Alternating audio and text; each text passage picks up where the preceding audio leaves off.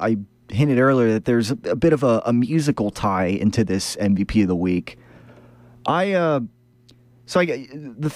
other day I borrowed my mom's car for Monday to get up here to school and everything, and I get into the car, and I'm in my car. I have like a collection of CDs, and I'm a CD guy and everything, and Led Zeppelin albums, Rush albums, Pink Floyd albums, Pearl Jam, that a lot of stuff there, and so I was busy and everything, so I didn't really take any time when I left my car the other day. I didn't really take any time to bring any CDs out out of my car or whatever. I was just, again, I'm busy doing this and that, so I didn't really take time. So basically it's like whatever's available in my mom's car, obviously I can put on 93.3 WMMR, put on 97.5 The Fanatic or whatever.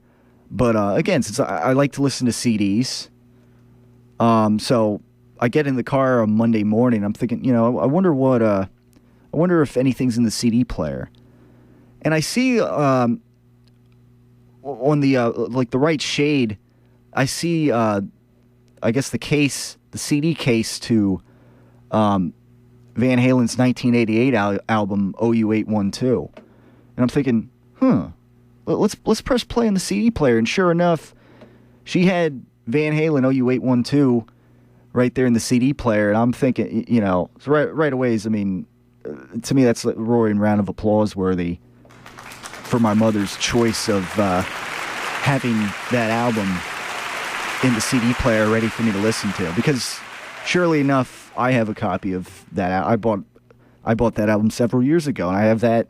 That's one of the albums that are in my car right now that obviously I didn't have time to even think about taking out of my car. So I listened Monday morning, and I press play, and I'm like, all right, looks like I'm listening to some Van Halen today here as far as CDs go. So that was pretty nice. And I wanted to bring, since that is an album, for those who don't know, that is a Sammy Hagar fronted album when he was the front. That was their second album with Sammy Hagar.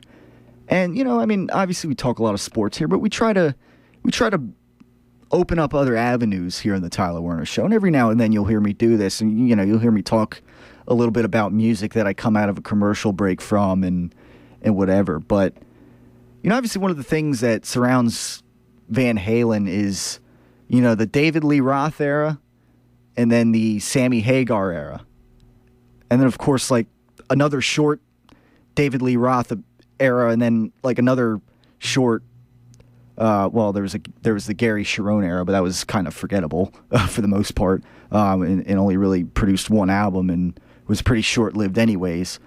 But then after that, there was another Sammy Hagar tour with Van Halen, and then after that, then David Lee Roth. So there's like this, like, obviously one of those between the Van Halen brothers and Sammy Hagar and David Lee Roth. Obviously, there's been that interesting shaky saga over the years. But as far as like the main eras of the 80s and the early 90s with Sammy Hagar, and obviously the 78 to 84 with the 6 albums that Van Halen produced, obviously made their name of with David Lee Roth as the front man.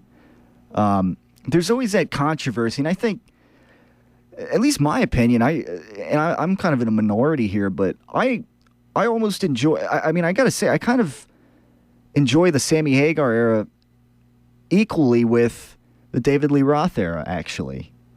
Now I know, so I know like David Lee Roth, like he had that original sound and everything. He had like the Van Halen brand and everything written all over him. And I know how like a lot of critics of Sammy Hagar in that era of the band, like they criticized the band for, producing a lot of ballads and softer music with Eddie Van Halen playing synthesizers and keyboards, when some people believe that, no, he should just strictly be a guitar player and everything. Especially like the first two, albums they did with Sammy Hagar, 5150, OU812. There was, several synthesizer based tracks that became hits by him. And actually, perhaps my favorite Van Halen album after that, the For Unlawful Carnal Knowledge album, which if you do the math, those 4 words, you can figure out where they were going with that as far as, obviously it's, something we can't say on the air here, but I that actually might be my favorite Van Halen album, and it was one of their lower sellers, but they kind of went back to a raw guitar driven sound, and the only song that really has keyboards on that song or piano or whatever is Right Now, of course, which obviously that was a big hit for Van Halen. And there's just on that album especially, and in other songs throughout the Hagar era of Van Halen, his voice, his range is just incredible in some songs, and it really, it gives some of the hits that they created with Hagar give me chills, even though it's not, some people say oh, if there's no David Lee Roth, there's no Van Halen, it's not Van Halen or whatever, but I give some leeway when it comes to that. It depends on the band. Obviously, without Robert Plant and Led Zeppelin, you could not you could not fathom a situation where they replace them.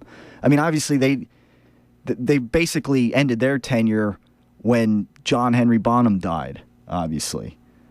And so, it depends on the band. But I thought Sammy Hagar, his era, some of the songs they produced, I thought was pretty cool. And it's, again, I might be in a minority there, but sometimes I find myself saying that a lot. But I just kind of look at it fairly, and I don't, especially when it comes to the Sammy Hagar era, and I don't look at it as for what's, for what it was not, but I look at it for what it was. And, I thought even without David Lee Roth and Sammy Hagar there instead, I thought was a pretty, it was an interesting tenure. It did produce some pretty underrated songs, certainly. So that's my, I guess my Van Halen talk for the day, right here on the Tyler Werner Show. Again, MVP of the week, or MVPs, or whatever you want, my parents for helping me with the car situation.